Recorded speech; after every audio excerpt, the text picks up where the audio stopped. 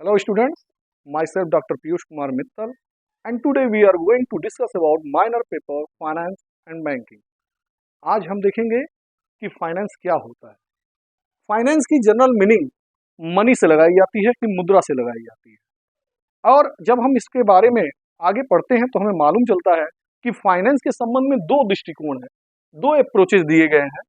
एक traditional approach है और एक मॉडर्न अप्रोच है। ट्रेडिशनल अप्रोच जो परंपरागत अप्रोच है, जिसको हम परंपरागत दृष्टिकोण कहते हैं, वो ये बताता है कि व्यवसायी द्वारा, विनियोक्ता द्वारा, सरकार द्वारा या फिर वित्तीय संस्थाओं द्वारा जिस प्रकार मुद्रा का प्रबंध और संचालन किया जाता है उसे ही हम क्या कहते हैं, फाइनेंस कहते हैं।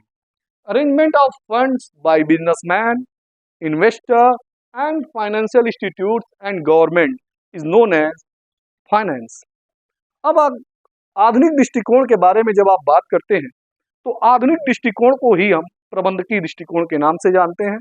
प्रबंधकीय दृष्टिकोण ये बताता है कि वित्त के अंतर्गत कोषों की व्यवस्था, कोषों की राशनिंग और कोषों के उपयोग को शामिल किया जाता है। यानी कि केवल धन की व्यवस्था ही करना नहीं वित्त है, धन की व्यवस्था करके उसका बंटवारा करके उसका उपभोग करना, उसका उपयोग करना जो है वित्त कहलाता है।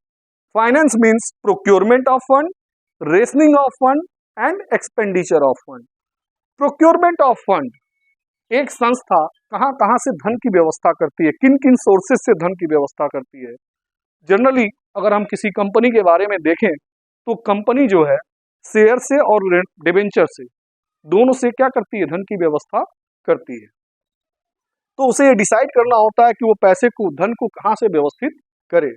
फिर कोषों की rationing, rationing of fund, company क्या करती है कि उस पैसे का बंटवारा करती है कि कहां कहां, किन सोर्सेज में हम पैसा लगाएंगे, कहां से लाएं और कहां लगाना है, लगाना कहां है, बंटवारा कैसे करें।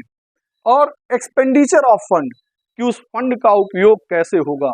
लॉन्ग टर्म एसेट्स में हम पैसा लगा दें या शॉर्ट टर्म में एसेट्स में हम क्या करें, पैसे को लगाएं, उस कोष को कहां लगाएं। ठीक है, तो एक्सपेंडिचर ऑफ फंड, जैसे लॉन्ग टर्म एसेट्स होती है लैंड, बिल्डिंग, फर्नीचर और मशीन। और शॉर्ट टर्म एसेट्स की बात करें तो जो आपके बिजनेस में कैश होता है, जो आपके पास स्टॉक होता है, वो शॉर्ट टर्म एसेट्स के रूप में जाना जाता है। तो वित्त का आशय कोषों की व्यवस्था, कोषों की राशनिंग और कोषों के उपयोग से है। आपसे एमसीक्यू में ये पूछा जा सकता है कि वित्त का आशय क्या, किस चीज से होता है, तो आप बताएंगे वित्त के अंतर्गत कोष की व्यवस्था, कोषों की राशनिंग और कोषों का उपभोग, तीनों को शामिल किया जाता है। अगर चैनल पसंद आए तो चैनल को लाइक और सब्सक्राइब करें। Thank you.